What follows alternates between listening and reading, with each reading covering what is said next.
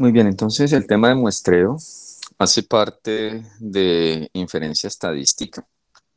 Recordemos que hay dos enfoques en la estadística que son la parte descriptiva, que consiste en tomar un conjunto de datos y resumirlos a través de unos cuadros, unas figuras, unos indicadores.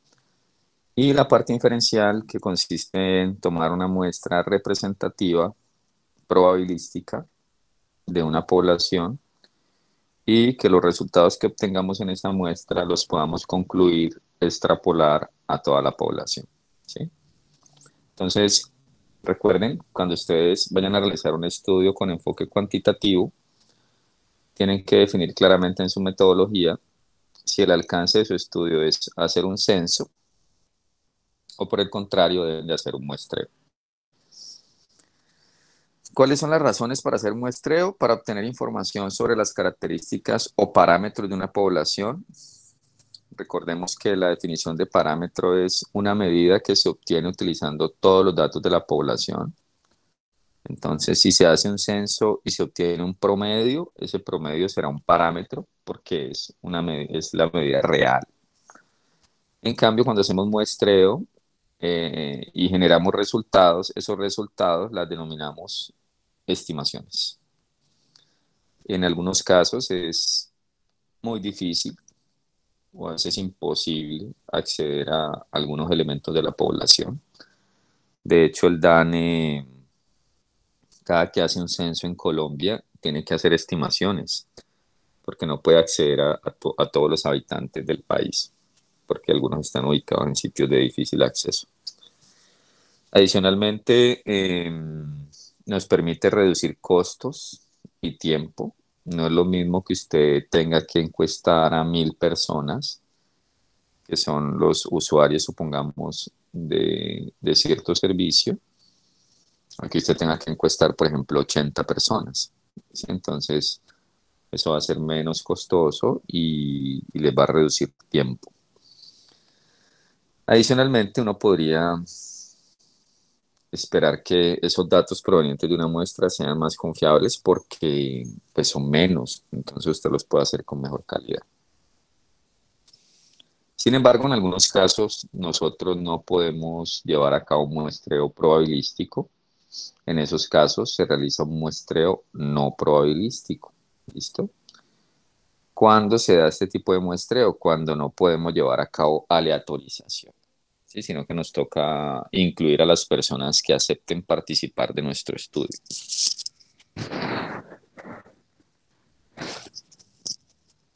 Y eso sucede cuando, por ejemplo, enviamos un cuestionario por internet y le pedimos a las personas, mire, estoy haciendo un estudio sobre el impacto del COVID en la actividad física o en la parte nutricional, usted aumentó de peso, disminuyó de peso, usted me puede colaborar diligenciando esta encuesta. Entonces hay mucha gente que no quiere participar, entonces eh, solamente quedarán registrados los que accedieron al diligenciamiento de ese cuestionario.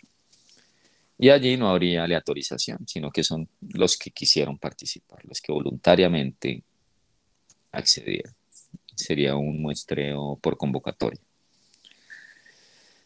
Sin embargo, el muestreo no probabilístico pues tiene utilidad, se utilizan estudios cualitativos donde no se pretende hacer proyección de esos resultados. Adicionalmente, en algunos casos no tenemos un marco muestral apropiado. ¿Qué es un marco muestral? Un marco muestral es donde está el listado o donde podemos ubicar toda la población. Si yo quisiera hacer un estudio con los estudiantes de la Escuela Nacional del Deporte, mi marco muestral sería la lista de estudiantes matriculados actualmente. Partiendo de esa lista, yo puedo hacer una aleatorización y seleccionar los participantes de mi estudio. Bien, pero si no contamos con ese marco muestral, pues definitivamente tendríamos que acudir a un muestreo no probabilístico. Eh, en algunos casos uno puede construir ese marco muestral, pero eso es costoso, ¿no? Eso quita tiempo y entonces en muchos casos uno pues necesita graduarse rápido, por ejemplo, o necesita sacar un producto de investigación en un corto plazo. y en esas circunstancias, pues lo mejor es realizar un muestreo no probabilístico. ¿Cuáles son los muestreos no probabilísticos más utilizados? El muestreo por conveniencia y el bola de nieve. ¿En qué consiste el muestreo por conveniencia? Como su nombre lo indica, se realiza bajo el criterio del investigador principal o del entrevistador que usted contrate. En muchos casos se da porque el participante se encuentra en un lugar o momento oportuno. Usted va a hacer un estudio con pacientes de urgencias del HV y usted se puede desplazar únicamente el lunes para hacer ese estudio. Entonces usted no le estaría dando oportunidad de participación a los pacientes que llegan a urgencias, por ejemplo, el fin de semana, que pueden tener características diferentes a los que llegan el lunes. Entonces usted tendría que escribir en su metodología que lo realizó el día lunes y que es un muestreo no probabilístico por conveniencia. Muy bien. Entonces, este tipo de muestreo se utiliza sobre todo con fines exploratorios. Muestreo bola de nieve, miren aquí el gráfico. Se hace por referencias. Uno identifica una persona que cumpla la condición y esa persona me refiere a otra, y luego esa me refiere a otra y otra y otra, y así sucesivamente hasta completar un tamaño de muestra conveniente. En investigación se sugiere que se utilicen por lo menos 30 participantes para posteriormente poder realizar evaluaciones de normalidad. Recuerden que la distribución normal, que fue la que vimos el corte anterior, nos dice que la mayoría de los datos están concentrados cerca al promedio. Entonces, uno puede hacer esa evaluación cuando tiene por lo menos 30 datos. Un ejemplo de esto sería si quisiéramos hacer un estudio sobre el consumo de sustancias psicoactivas en la Escuela Nacional del Deporte. Entonces, no tenemos un marco muestral donde tengamos el listado de los estudiantes que presentan esa condición de consumo. Por lo tanto, habría que identificar uno que cumpla con esa condición y que nos ayude a conseguir otro y ese otro y otro y otro y otro hasta completar la muestra. Bien, entonces en algunos casos cuando tenemos dificultades para identificar participantes, recurrimos al muestreo no probabilístico bola de nieve. Cuando tengan dudas, con todo gusto las pueden plantear. Luego viene el muestreo probabilístico, que es el que se recomienda para poder extrapolar los resultados a toda la población y consiste en seleccionar una muestra de modo tal que cada integrante de la población en estudio tenga una probabilidad conocida, distinta de cero, de ser incluido.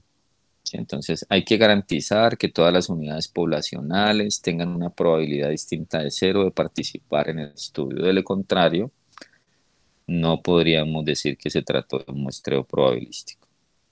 Es como si yo fuera a hacer una rifa aquí en este salón, donde hay alrededor de 35 estudiantes. Yo digo, bueno, voy a rifar un 5 y solamente selecciono los 5 primeros o escojo el primero de la lista. Usted dice, no, profesor, pero es que eso no fue aleatorio, eso no fue, no hay justicia, o digámoslo así.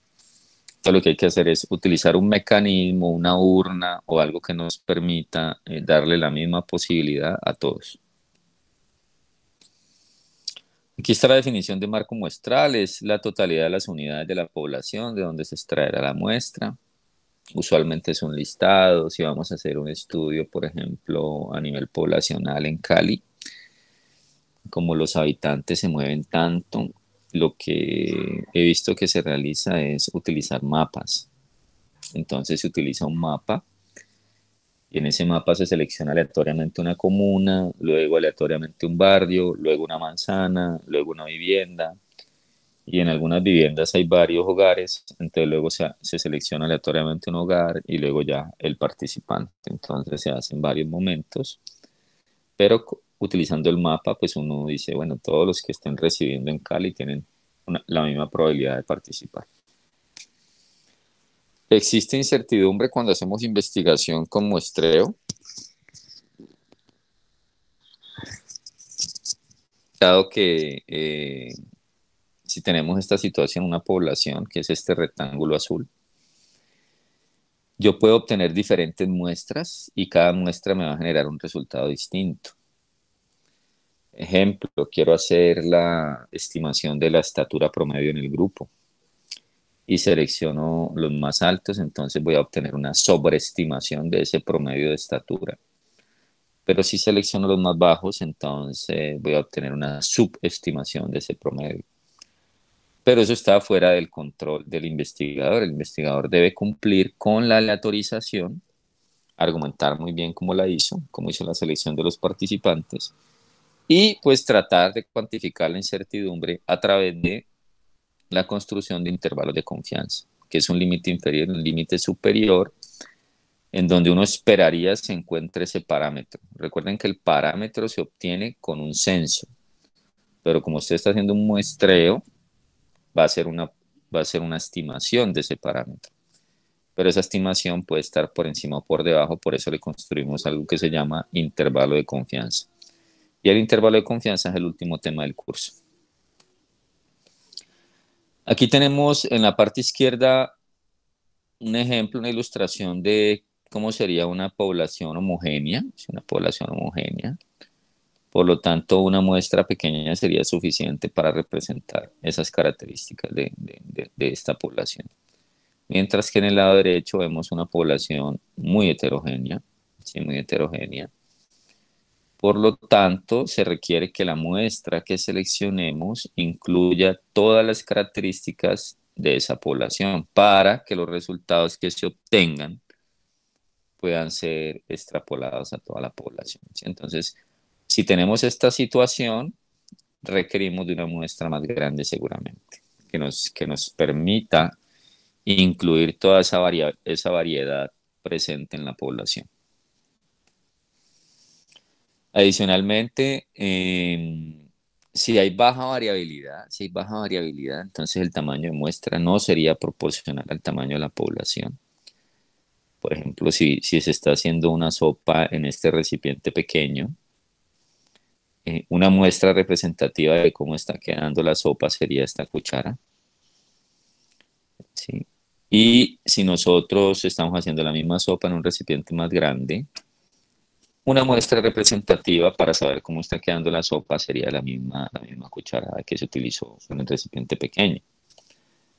¿Listo? Entonces, ¿por qué sucede eso? Porque las características son homogéneas. Entonces, no necesito sacar una cucharada mucho más grande, sino que con la misma cucharada es suficiente.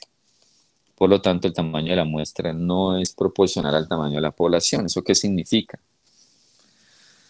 Algunos investigadores dicen que se requiere por lo menos el 10% de la población para que la muestra sea válida y representativa. Entonces, como ustedes ya vieron estadística, bioestadística y muestreo, tienen que decir que eso es mentira y que lo que deben de tener en cuenta es la variabilidad, el error de estimación.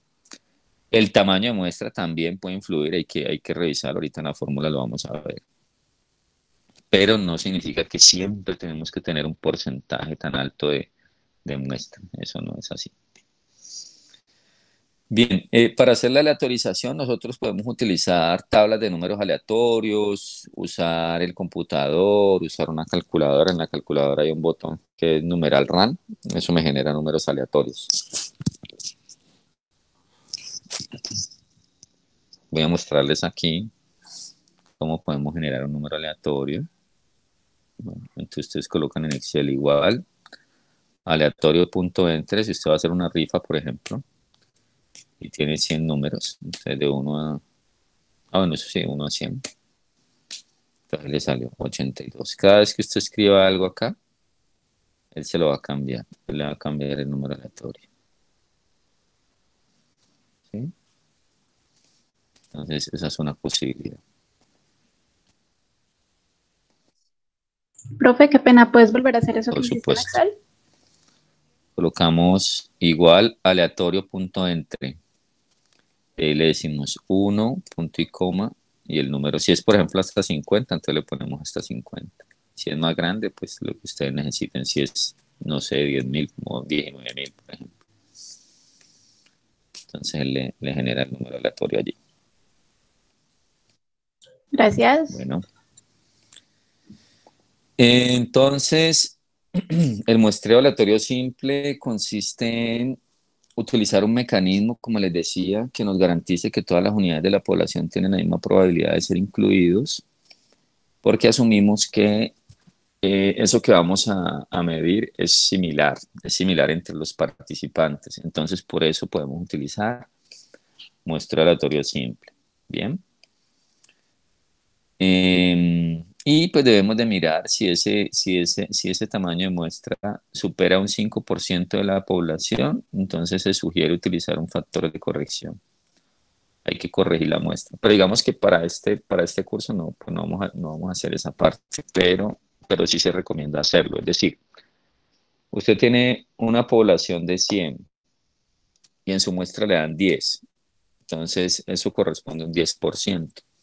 Entonces, como le dio más de un 5%, usted tiene que ajustarlo. ¿Sí? Eso es lo que nos dice esto. Siempre y cuando sea muestra aleatorio simple. Es decir, hay mucha homogeneidad en eso que vamos a medir. Hay mucha homogeneidad.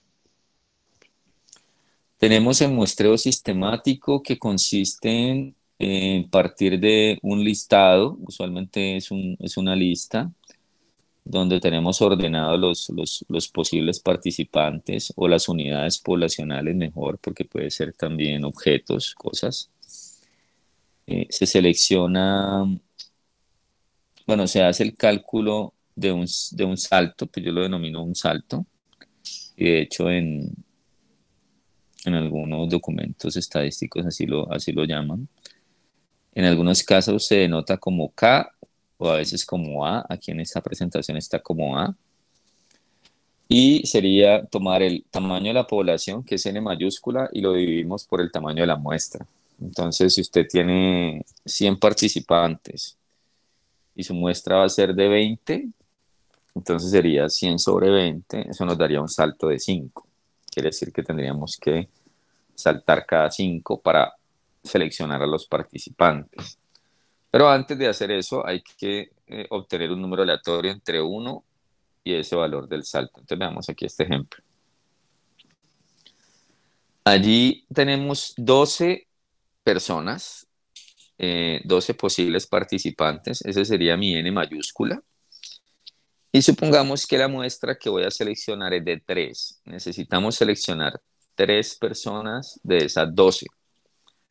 Entonces, el valor de ese salto sería 12 sobre 3. Nos daría 4.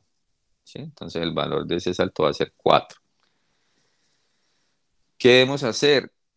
Obtener un número aleatorio entre 1 y 4. Supongamos que nos salió el número 2. Eso significa que el primer participante del estudio o el primer participante seleccionado de esos 3 de la muestra es el número 2. Luego hacemos el salto, ¿sí? Que es de 4 y seleccionamos el segundo y luego otra vez el salto y seleccionamos el tercero. Entonces de esa manera le estamos dando la misma probabilidad de participación a todos los 12, porque si hubiésemos obtenido el número 1 como aleatorio, entonces hubiéramos seleccionado a este participante, este y este. Si hubiese sido 3, pues sería este señor y este señor. Y si hubiese sido 4, pues serían los últimos, ¿no? Entonces, el muestreo sistemático se recomienda cuando nosotros podemos ordenar bajo algún criterio los participantes y proceder en la selección de manera sistemática. En muestreo de historias clínicas, cuando estaban en físico, se utilizaba mucho ese tipo de muestreo, porque teníamos estanterías pues, llenas de historias y era un procedimiento, digamos, relativamente sencillo y se argumentaba muy bien en la metodología.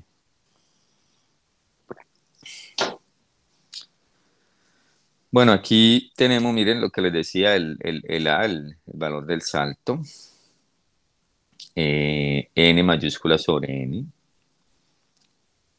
Supongamos que tenemos esta población, 20 en total, 20, y que la muestra que requerimos seleccionar son 4. Entonces debemos seleccionar 4 unidades de esta población, ¿sí? Quiere decir que el valor del salto sería 5.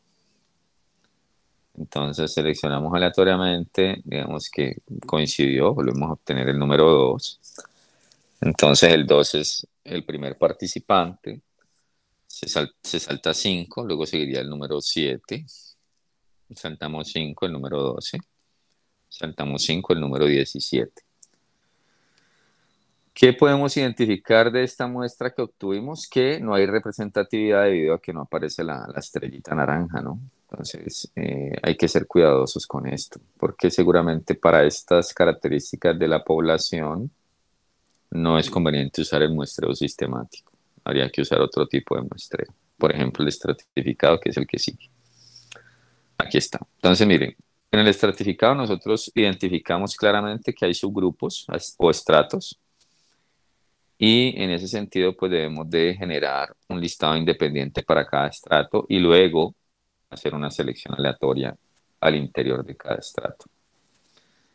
¿Qué se recomienda? Que sea por asignación óptima. ¿Qué significa asignación óptima? Que la distribución porcentual sea igual en la muestra como sucede en la población.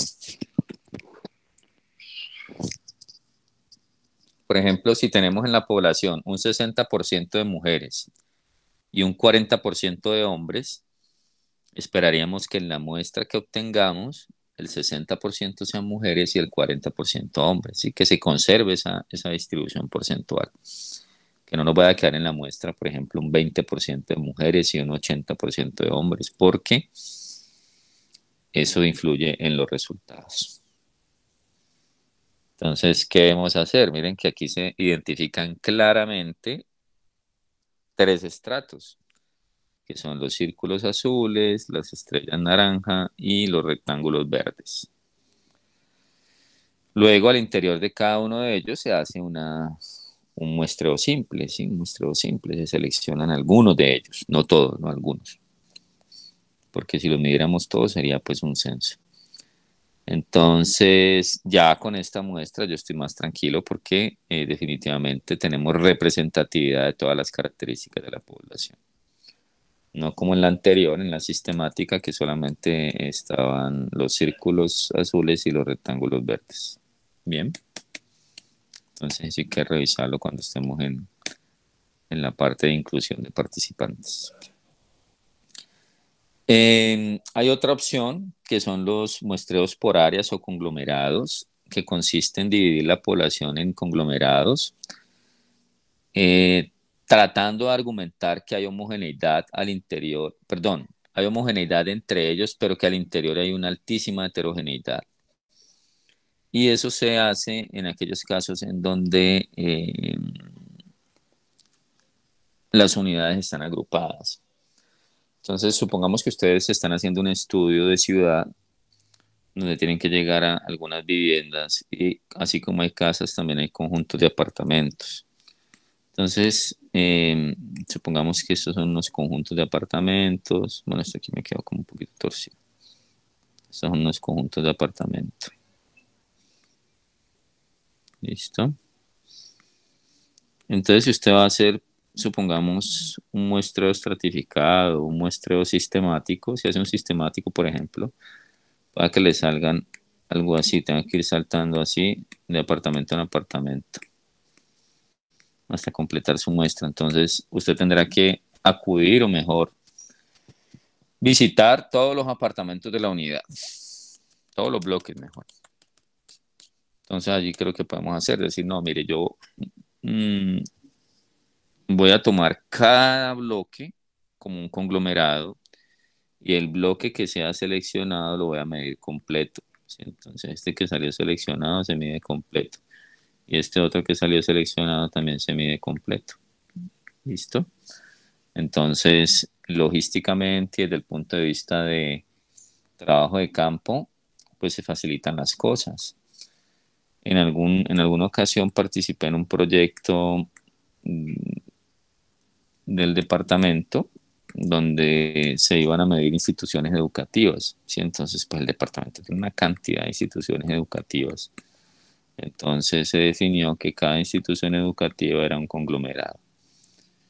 y se seleccionaron algunos de ellos. De esa manera no tuvimos que visitar todas las instituciones educativas del departamento, sino algunos municipios y algunas instituciones. Entonces ustedes dicen, no, pero es que hay unas que tienen más estudiantes y menos, hay unas que de estratos socioeconómicos diferentes. Entonces lo que uno hace es combinar. Entonces uno puede combinar muestreo por conglomerado y también hacer estratificación.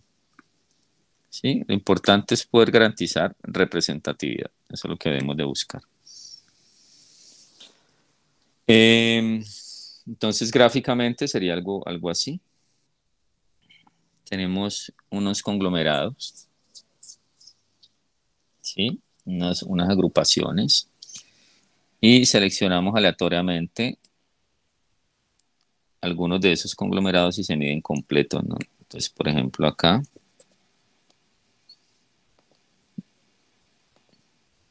se selecciona este conglomerado y se mide completo, se selecciona este conglomerado y se mide completo. Por lo tanto, muestreo por conglomerados, ¿qué característica tiene? Que son heterogéneos al interior, pero homogéneos entre ellos, ¿sí? Al interior heterogéneos, pero homogéneos entre ellos. En cambio, en el estratificado, ¿qué tenemos? Perdón, este no es. Tenemos homogéneos al interior, pero heterogéneos entre ellos, diferentes de conglomerados. Y en resumen tendríamos lo siguiente. Necesitamos conocer la población de estudio. Como investigadores debemos definir ese margen de error permitido que estamos dispuestos a tolerar. Entonces yo quiero estimar un porcentaje. Yo digo, no, yo acepto que ese porcentaje difiera del parámetro un 8% máximo. Entonces, usted entre menos error esté dispuesto a tolerar, pues más muestras requiere. El nivel de confianza también lo define el investigador. Pero la variabilidad sí tenemos es que medirla, cuantificarla. Y podemos combinar tipos de muestreo, ¿no? Podemos combinar tipos de muestreo para llegar a esa N. Desde el punto de vista de confiabilidad de los estudios, se espera que el nivel de confianza sea del 90% o superior. Casi siempre en salud se utiliza un 95%, ¿sí? Es como lo estándar. Si son ensayos clínicos puede ser hasta un 99% o temas farmacéuticos requieren un nivel de confianza superior. Pero para sus estudios, su tesis, si van a hacer muestreo, la recomendación es que sea entre 90 y 95. ¿Qué necesitamos para hacer la estimación de un tamaño de muestra de proporción o de prevalencia? Pues en primera instancia, revisar si tenemos el tamaño de la población, el N mayúscula. Si lo tenemos y es mayor de 100.000 o es desconocido, usamos esta fórmula más corta. Pero si ese N es menor o igual a 100.000, utilizamos esta fórmula un poquito más larga. El N minúscula, pues es lo que deseamos calcular. El Z es el coeficiente asociado al nivel de confianza, que es el que ustedes ya manejan en la tabla, pero ahorita igual vamos a repasar. E mayúscula es el error de muestreo, o error permitido, o error de estimación.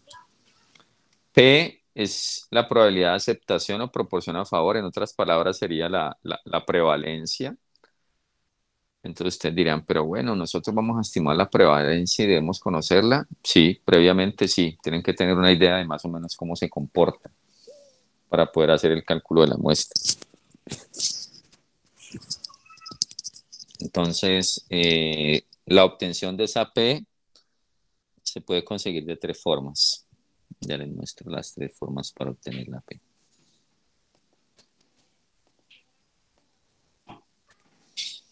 Entonces, bueno, ¿de dónde podemos obtener la P? Entonces, la P se puede obtener de tres formas. La primera es de estudios previos. La segunda es haciendo una prueba piloto, ¿sí? Prueba piloto. Uy, qué pena con esto, que me quedó feo. Y la tercera es usar P igual a 0.5. Eh, deben tener en cuenta que Q es igual a 1 menos P. Entonces, si P vale 0.5, entonces Q valdría igual a 1 menos 0.5, es decir, 0.5. ¿Qué pasa? Que la variabilidad cuando estamos haciendo este tipo de estimaciones es igual a P por Q.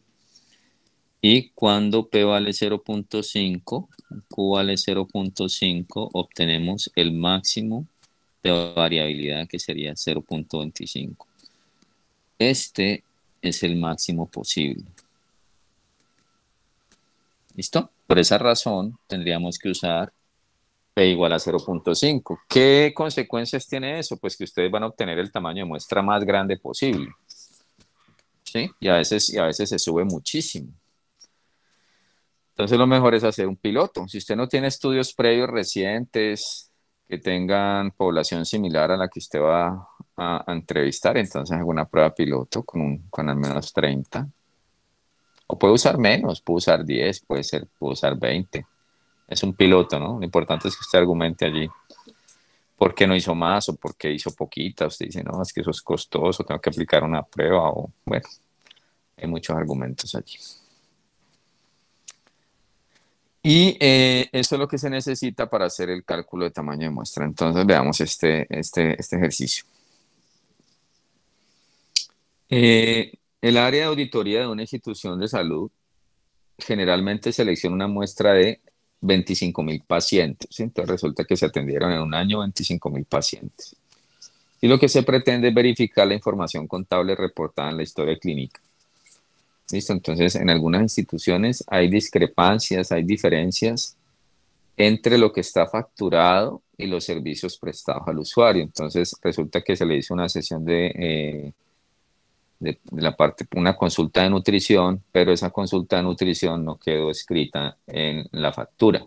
¿Sí? Se le prestó el servicio al usuario, pero no quedó escrita. Entonces, lo que se pretende es no tener que revisar esas 25.000 historias clínicas, sino revisar algunas de ellas y con esas que se revisen, estimar esa proporción de discrepancias, de diferencias.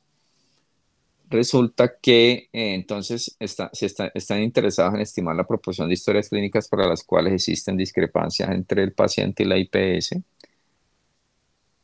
¿Cuántas historias clínicas se deben seleccionar de manera tal que con una confianza del 99% la proporción muestral se encuentre a no más de un 2% de la proporción real? Y que debemos partir de la información del año anterior, donde se encontró que la proporción de pacientes con discrepancia fue de 2.5%.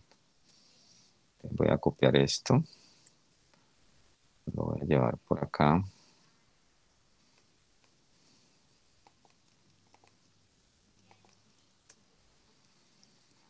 Y vamos a identificar entonces cada uno de los criterios para la muestra.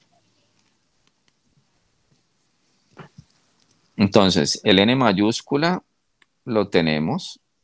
Esperen, que es que esto me está escribiendo feo aquí. 25.000. ¿Listo? Como es 25.000, revisamos las fórmulas que tenemos allí. Y me dice que cuando es menor o igual a 100.000 podemos usar esta fórmula larguita. Entonces la voy a copiar acá. Entonces esta fórmula es la que podemos usar. ¿Listo? Entonces ya tenemos el N mayúscula, nos faltaría conocer P, Q, nos faltaría conocer el error y el Z. Entonces dice que el error es de un 2%. Entonces el error es igual a 0.02.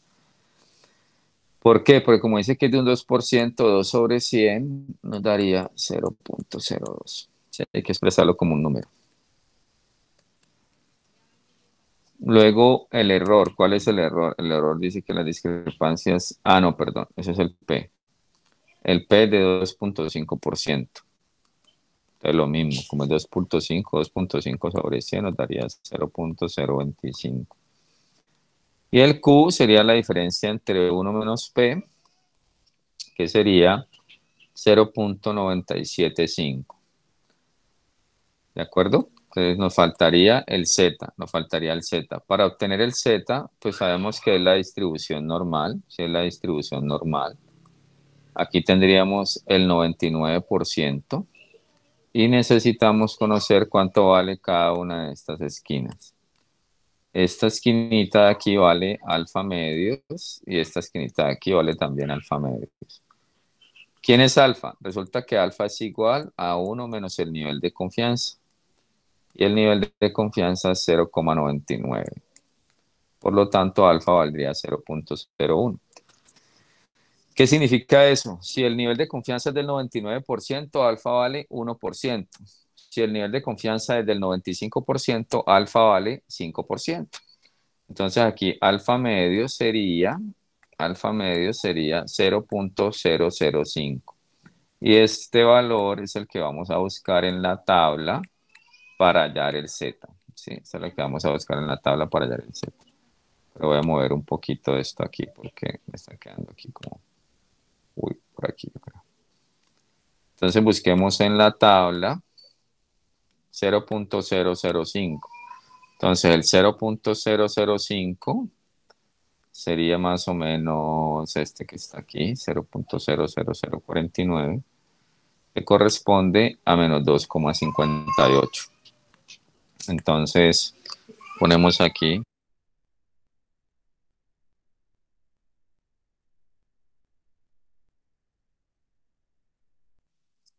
Entonces, aquí tenemos que buscar el 0.005. Ah, ya lo habíamos ubicado, ¿no? Aquí lo tenemos. Menos 2,58. Menos 2,58.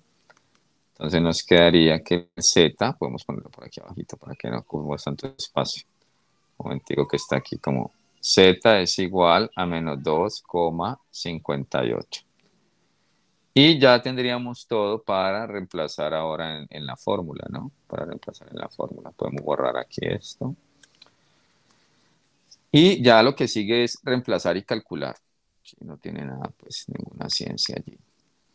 Pero me acomodo un poquito más. Me acomodo un poquito más aquí. Aquí tendríamos el Z, sería menos 2,58 al cuadrado por el N, que sería 25.000, por P, que es 0,025. Luego Q, que sería 0,975. Y en el denominador tendríamos el error al cuadrado, 0.02 al cuadrado. N menos 1 sería 24.999, ¿sí? Porque es 25.000 menos 1. Más Z cuadrado, que sería menos 2,58 al cuadrado, por P por Q, 0,025 por Q, que es 0,975. Listo, entonces la recomendación para resolver esto es, pues, si quieren le pueden colocar aquí como esos corchetes para que le hagan aparte en los dos del denominador. Y al final esto nos daría, aquí lo tengo ya resuelto, nos daría 399.1. Sí, 399,1, que serían 399. Quiere decir que el número de historias que deberíamos de revisar serían pues casi 400, ¿no? Casi 400. Y aquí está.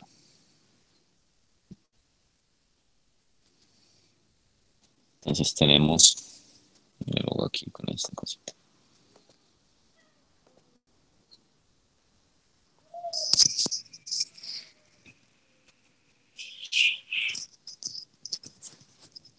Tenemos aquí el N, ¿sí? 25.000. Tenemos el nivel de confianza, que este requiere este Z. Aquí está pues en positivo, puede ser negativo o positivo porque igual se le va al cuadrado. El error está aquí, Si este es el error. Y el P, que sería este otro. Y con ese P, entonces Q valdría 0,975. Se reemplaza y obtenemos que necesitamos revisar 399 historias clínicas. Este es otro ejercicio. Ah, perdón. Ya me llevo esto para allá.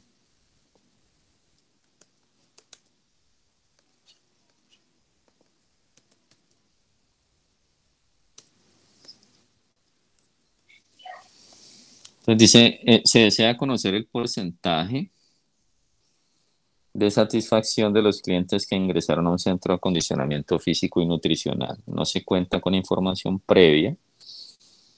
Entonces se realizó una medición a 20 clientes. ¿Listo? Entonces, este 20 clientes no es el N mayúscula. Este 20 clientes es una prueba piloto. Si se hizo una prueba piloto con 20 clientes, que sería esto que tenemos en este cuadro. ¿Sí? Entonces, ¿cuántos clientes deben seleccionarse con una confiabilidad del 98%? Sí, confiabilidad del 98%. Para estimar esa proporción de satisfacción y que se encuentre a no más de un 3%. Entonces, 3% sería el error.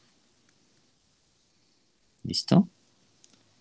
Quiere decir que el N mayúscula en este caso es desconocido. ¿Sí? No lo tenemos. Como no lo tenemos, entonces debemos usar la fórmula más corta.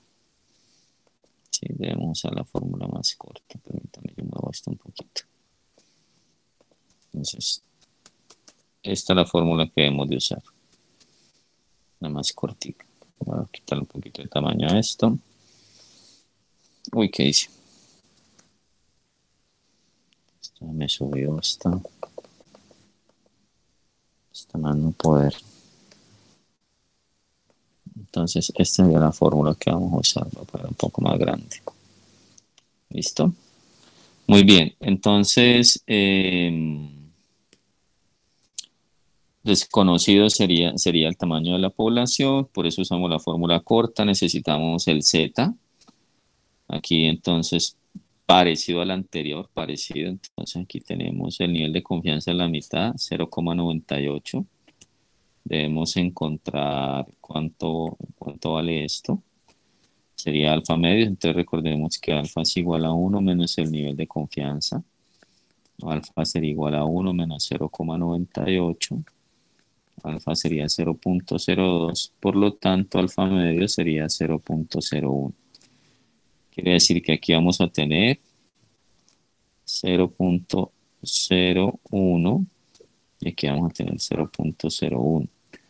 ¿Qué pasa? Recuerden que la suma de todas esas áreas me tiene que dar 1, ¿sí? Entonces la suma de estas tres me da 1, ¿sí? Me tiene que dar 1.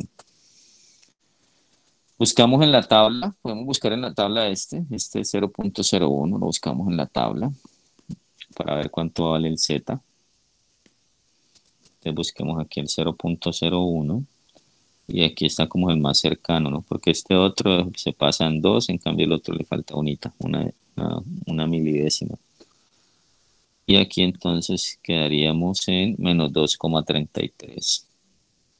Por lo tanto, el Z sería igual a menos 2,33. ¿Listo? Ya lo podemos borrar. ¿Qué nos haría falta? El P y el Q. El P lo tomaríamos del piloto. ¿Sí? Entonces decimos, listo, P es igual a cuántos satisfechos habían allí. ¿Cuántos satisfechos? Nos dicen que encuestaron a 20 y satisfechos hay 1, 2, 3, 4, 5, 6, 7, 8, 9, 10, 11, 12, 13, 14, 15, 16, 17. Quiere decir que satisfechos hay 17.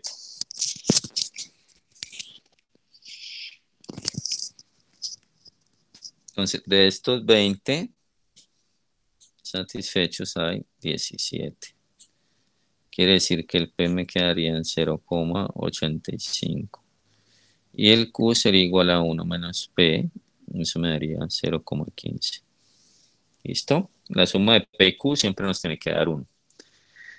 Y procedemos a reemplazar en la fórmula. Entonces nos quedaría N es igual a menos 2,33 al cuadrado por P, que sería 0,85, por Q, que sería 0,15, sobre el error al cuadrado. Bueno, el error no lo habíamos colocado. Qué pena que se me pasó ese.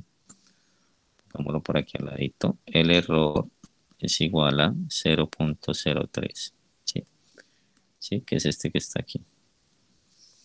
Y nos quedaría entonces 0,03 al cuadrado. Y resolviendo esto que tenemos aquí, obtendríamos,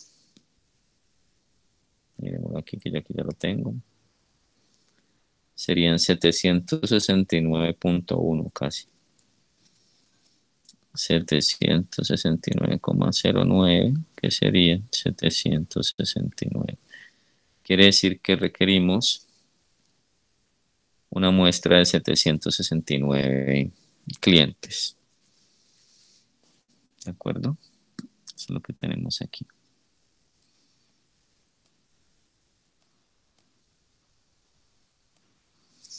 Entonces, miren acá.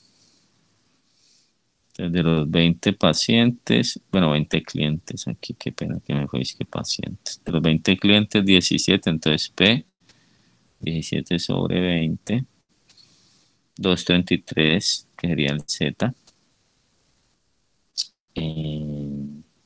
Y ahí están todos los datos requeridos para obtener la muestra. Sí, esto es lo que ustedes tienen que argumentar en sus proyectos. Sí, ustedes tienen que presentar estas fórmulas.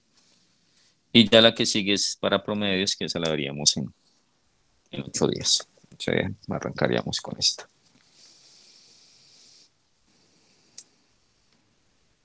De acuerdo, entonces voy a detener aquí la grabación, que no nos quede tan pesada.